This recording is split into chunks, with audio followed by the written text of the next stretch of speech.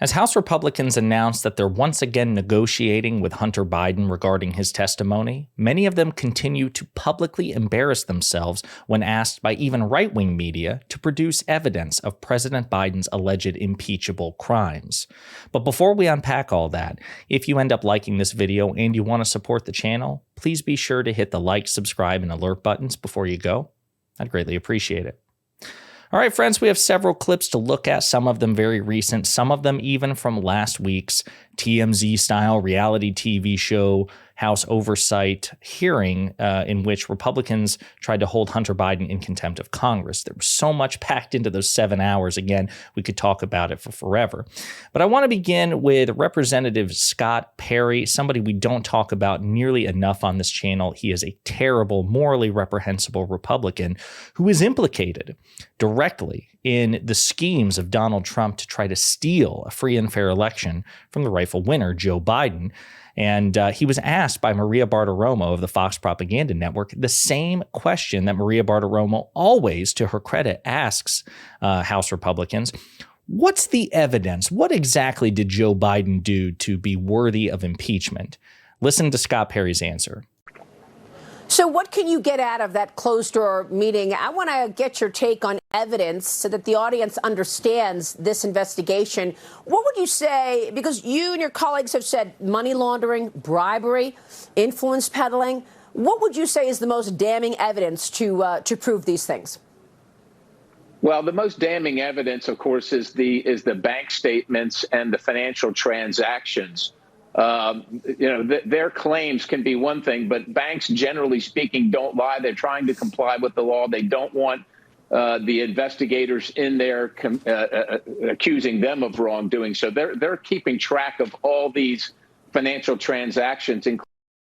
That's the thing, though. The transactions that they're talking about are a $40,000 loan repayment between James Biden and Joe Biden, a $200,000 loan repayment as well.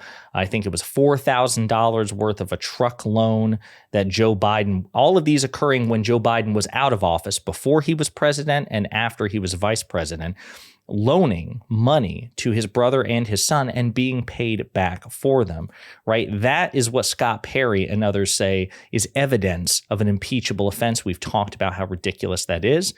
I want to provide some additional context, though, to Scott Perry, because he recently broke the news, that was back in December, that Scott Perry was ordered to turn over phone data to the DOJ, in the January 6th case. Perry must turn over almost 1,700 records recovered from his phone to the Department of Justice for Special Counsel Jack Smith's investigation into Donald Trump's 2020 election interference, a judge ruled Tuesday. The federal judge's D.C. ruling is the latest turn in a long-standing battle with the DOJ for Perry, the chair of the House Freedom Caucus, who helped press Trump's baseless voter fraud claims in the run-up to the January 6th U.S. Capitol riot. After FBI agents seized Perry's phone last year as part of the DOJ's investigation, the Trump ally argued that more than 2,000 of the seized communications were privileged under the Constitution's speech or debate clause, which grants sitting Congress members immunity from criminal investigation. A federal appeals court judge directed the Chief U.S. District Judge James Boasberg to review the communication documents after a federal judge ruled he should disclose him. Having now analyzed each of the 2,055 documents still at issue, the court will order Perry to disclose, again, about 1,700 of them, but not 396 others. Now, as with most things, the speech and debate clause is not absolute. Members of Congress are still subject to federal law and prosecution, right? Members of Congress can't break the law. It just allows for certain limitations, like usually when they're sitting in Congress, right? As Scott Perry is right now, in this clip we're about to show you, he's given considerable immunity for the things he says and does while he's sitting in that chair. But otherwise, you do not have a license to commit crime. And it's so weird that so many Republicans, from Donald Trump to people like Scott Perry, just think that their position gives them absolute immunity to just do whatever the hell they want. It's super gross and pathetic, and these people should be endlessly mocked for the rest of their lives. So he also didn't, of course, comply with a subpoena from the House January 6th Select Committee. So I want to play a brief exchange, or rather two clips, which constitute, I think, an exchange between Perry and Dan Goldman, a Democrat. The so-called J6 committee which was nothing more than a Soviet show trial in America. That's what that was. And so every single action that they took, subpoenaing people, disparaging people, referring charges of people, were not legitimate. Were not legitimate. And so therefore, he feels that he's entitled to just disregard subpoenas. Now, as Dan Goldman, Democratic congressman, points out, that's just Scott Perry's feelings. The courts say differently, and nobody cares, nor should they ever care about Scott Perry's feelings. The only thing you should care about Scott Perry's feelings is hurting them every chance you get because he's a loser. So I guess that means if your last name is Perry, that subpoenas apply to you as well, lawful subpoenas. Now, I appreciate the gentleman from Pennsylvania's argument that the January 6th committee was not a duly constituted committee. And in fact, he and many others made that same argument to a number of courts of law. The courts are charged with interpreting our laws and whether a committee is a duly constituted committee and whether a subpoena is a duly constituted subpoena. And even though my friend from Pennsylvania may not like the fact that a neutral judge, multiple judges in fact, didn't agree with him, it still remains the law of the land, not what Mr. Perry says, not how I would interpret the January 6th committee, but how every single court of law interpreted it and said it was a validly constituted committee, and every single subpoena issued by that committee was a duly authorized lawful subpoena, no different than the subpoena to Hunter Biden. Well, the gentleman. So there you have it. I mean, again, it's just Scott Perry's feelings. And again, as Ben Shapiro says, facts don't care about your feelings, gang. And as is always or almost always the case, facts sit squarely with the Democrats and hardly ever with the Republicans. Now, again, this was in the recent committee hearing about Hunter Biden. They were trying to hold Hunter Biden in contempt of Congress for defying a subpoena.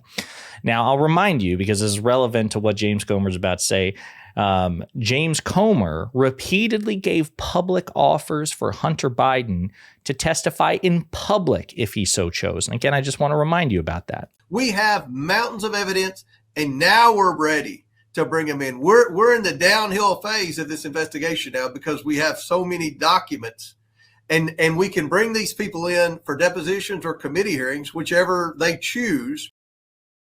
Hunter Biden chose repeatedly for a public hearing. Now, you might think, well, that seems to be like a pretty slam open and shut case, right? Surely, Republicans would not be hypocritical in this respect. Well, you'd be surprised. I want you to hear during that hearing what Byron Donalds, a Republican congressman, had to say in James Comer's defense.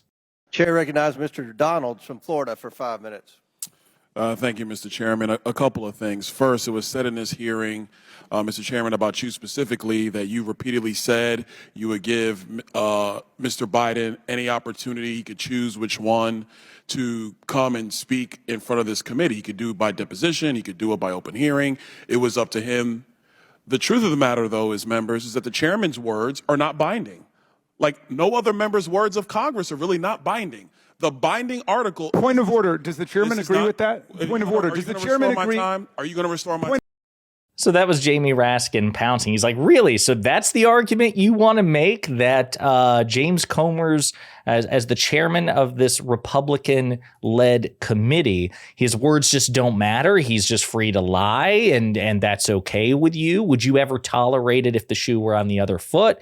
That's what Byron Donalds is saying. Yeah, James Comer made a public offer repeatedly, but that was all that was BS. That was all lies. We can just do that around here. Absolutely disgusting. Imagine how right-wing media and even mainstream media would justifiably react if a Democrat ever said something. You know what? When we told this Trump person that they could testify publicly, we were just lying. The words aren't binding. It would be played nonstop on the Fox propaganda network. Now, having said that, James Comer recently announced that they are back in negotiations with Hunter Biden, and he's taking a bit of a victory lap. What is happening here? Well, it looks like Abby Lowell's been humbled He's essentially come crawling back.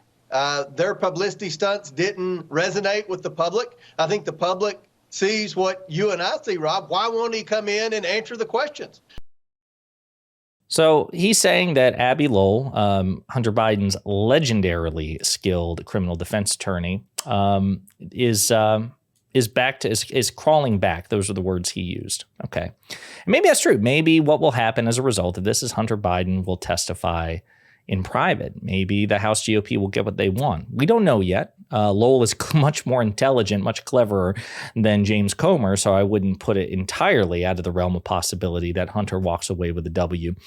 But I really want to focus on what James Comer said at the end, which is it didn't resonate with the public. This was a recent poll, right? And we talked about how disturbing the closeness of some of the polls have been with respect to the Hunter Biden case. So 41% of Americans, this is comparing Trump's criminal cases versus the Biden impeachment inquiry, okay? 41% of Americans strongly support criminal charges against Trump, while many fewer, 24%, strongly oppose them. In Biden's case, intensity is much more closely distributed. 26% strongly support the impeachment inquiry, while 32% strongly oppose it, with a disparity ultimately of 51 to 44. More people than not even now oppose the impeachment inquiry into President Biden, whereas a majority of Americans strongly support, or support to one extent or another, criminal charges against Donald Trump. So even though the polls are infuriatingly closer than I'd like them to be, given how squarely the facts are on the side of the Democrats and hardly ever on the side of Republicans, there should be some reassurance here, no complacency, but some reassurance that even the majority of American people tend to still side with Democrats over Republicans because, of course, when it comes to the merits, elected Republicans are losers. And I'll just end with this, a clip of Troy Nehls, one of the most openly partisan, shamelessly partisan Republicans, who says he's doing everything to try to get Donald Trump reelected and to undermine Joe Biden politically. This is what he had to say about the prospect of impeaching the president. Go to the House floor for a vote, but I don't know if we have the will to do it. I don't know if it would pass. And therein lies the challenge for Speaker Mike Johnson as he supports an impeachment inquiry into Joe Biden, but simply does not have the votes, Wolf, because a lot of those members in swing districts, those Republicans, are saying that they need more before they would vote to impeach Joe Biden.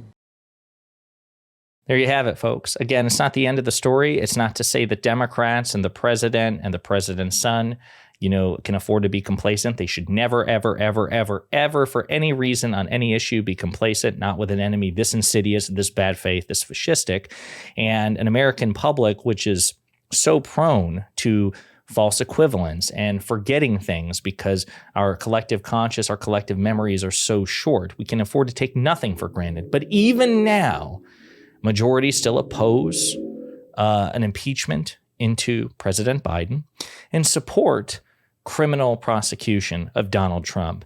And if that's not a Republican L, I don't know what is. Let me know what you think in the comments.